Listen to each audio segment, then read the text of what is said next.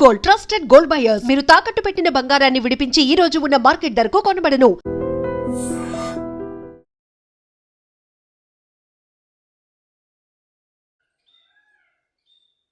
ఈరోజు రక్షాబంధనం రోజు.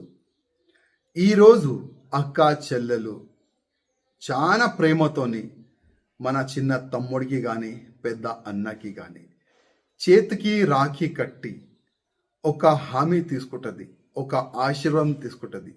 ఆ ఆశీర్వాదం ఏ రూపంలో ఉంటుందంటే, అన్న నేను మీ చేతికి రాఖీ కడుతున్నాము, మీరు మాకు రక్షించాలే, మాకు కాపాడాలే అని ఒక మాట అన్నతోని అక్క చెల్లెలు తీసుకుంటారు.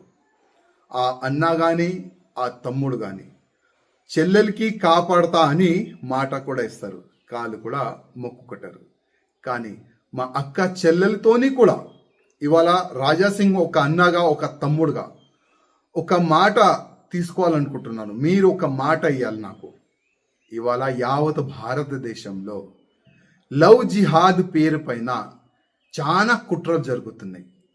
ప్రత్యేకంగా మన హిందూ అమ్మాయిలకి టార్గెట్ చేసి ఈ లవ్ జిహాద్ యోలు కన్వర్ట్ చేస్తున్నారు.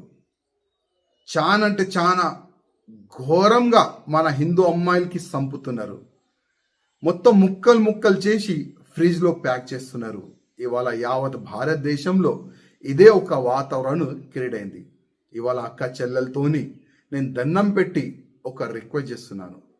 మీరు హిందూగా పుట్టినారు, హిందూగానే మేము మరిస్తాము, హిందూగానే మేము సస్తాం. ఆ మాట ప్రతి ఒక్క అన్న తమ్ములకి మీరు ఇవ్వాలని నేను రాజాసింగ్ మా అక్క చెల్లెలకి కోరుతున్నాను. మా నుంచి కానీ చాలా వరకు హిందూ ఆర్గనైజేషన్లు కానీ లవ్ జిహాదీయోలకు అక్కడిక్కడైతే సమాధానం ఇస్తున్నారు, కౌంటర్ ఇస్తున్నారు. లవ్ జిహాద్ పేరు పైన ఏదైనా హిందూ అమ్మాయిలు టార్గెట్ అయితే కూడా అక్కడ పోయి హిందూ అమ్మాయిలకి కాపాడే అట్లాంటి ప్రయత్నం కూడా చేస్తున్నారు. కానీ మా ఇంత ప్రయత్నం చేయాలి మేము చేస్తున్నాం. కానీ మా అక్క చెల్లెలు మీ చేతిలో కూడా కొన్ని ఉంటుంది.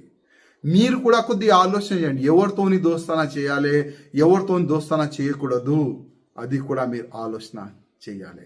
మన అమ్మ, మన నాన్న, మన తమ్ముడు, మన ఫ్యామిలీ పరు మనం రోడ్ పైన తీసుకొని రాకూడదు.